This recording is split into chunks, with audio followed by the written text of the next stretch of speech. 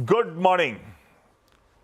कल का सेशन बेहद इंटरेस्टिंग, थोड़ा सा कंफ्यूजन हम सबके जहन में, अब करना क्या है। एक कह रहे हैं हैंड ओवर अच्छा है तो कूद जाएं, टेक्सचर बाय ऑन डिप्स का ही है, खरीद लेना चाहिए, या कुछ बदला बदला सा माहौल नजर आता है, क्या करा जाए। Good morning. ओके, देखिए, गुड मॉर्निंग आशीष। देखिए आशीष, कल भी दो चीज़ें थी।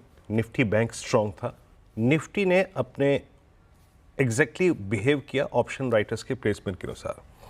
आपको सुबह उतना बड़ा गैप दिखाई नहीं दे रहा था, लेकिन आपने जैसे ही 523 वो थ्रेश होल्ड पॉइंट पार किया, 616 ये सोच के आए थे हम कि वहाँ तक का स्विंग मिल जाएगा, वो स्विंग मिला।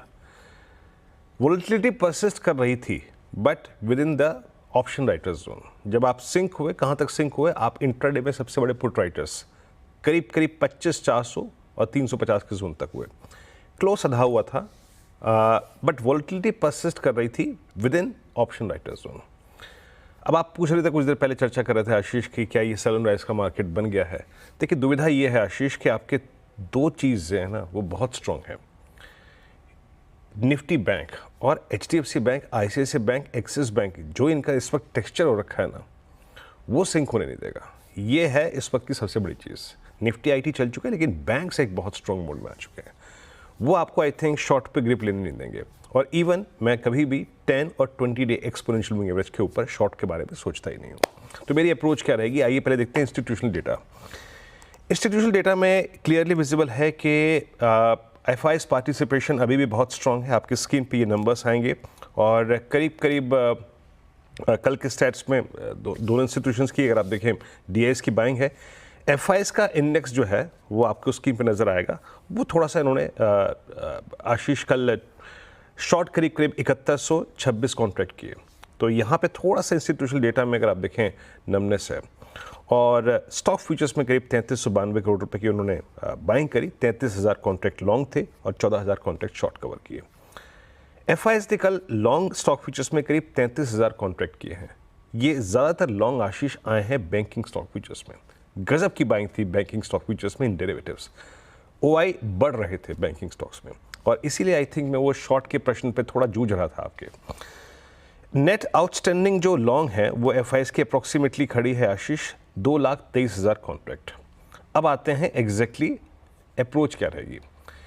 देखिए, आज भी इस बाजार को दो कॉल राइटर्स ने ग्रैब कर रखा है। 25,500, 25,600 इन दो कॉल राइटर्स ने ग्रैब कर रखा है, और नीचे की तरफ 25,400 और 300 पे पुट राइटिंग है। यहाँ पे करीब 68 लाख पुट खड़ी है, और आपको स्क्रीन पे क्लियरली विजिबल है कि 25,500 का ये फ्रेश कमेंस्ड वीकली कॉन्ट्रैक्ट में सबसे बड़ा कॉल राइटर खड़ा है।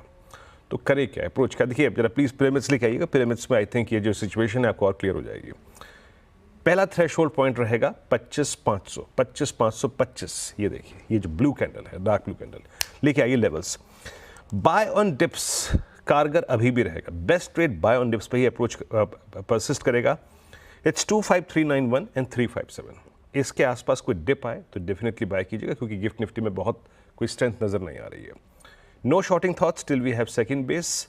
और याद रखिएगा, ऊपर की तरफ during the day threshold point रहेगा 25,527।